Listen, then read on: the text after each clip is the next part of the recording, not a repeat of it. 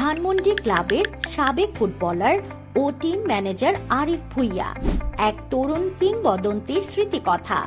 2000 সালে premier football লিগে আলোড়ন সৃষ্টিকারী তরুণ সংগঠক আরিফ ভুঁইয়া।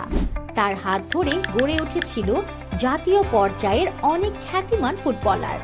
নবাগত প্রিমিয়ার ক্লাব ধানমন্ডির টিম ম্যানেজারের দায়িত্ব নিয়ে মাত্র 22 বছর বয়সে তরুণদের সমন্বয়ে একটি সুসংগঠিত দল গঠন করতে গিয়ে তিনি নিজের সোনালী ক্যারিয়ার বিসর্জন দিতেও দ্বিধাবোধ করেননি।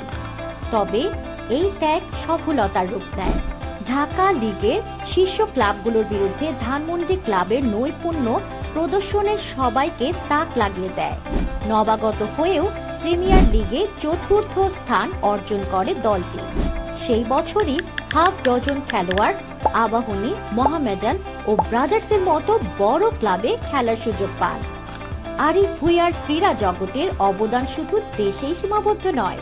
2023 সালে তিনি রাশিয়ার কিরগিজস্তানে একটি একাডেমিতে প্রায় 1 বছর কোচের দায়িত্ব পালন করেন। তবে 2000 সাল থেকে শুরু করে আজ পর্যন্ত প্রায় 25 বছর পেরিয়ে গেলেও দেশ বিদেশের কোনো ক্রীড়া সংস্থা থেকে তিনি স্বীকৃতি পাননি। এই আক্ষেপের সাথে কথা বলেন ক্রীড়া জগতের এই সেরা তরুণ সংগঠক ও সাবেক ফুটবলার মোহাম্মদ আরিফ ভুঁইয়া।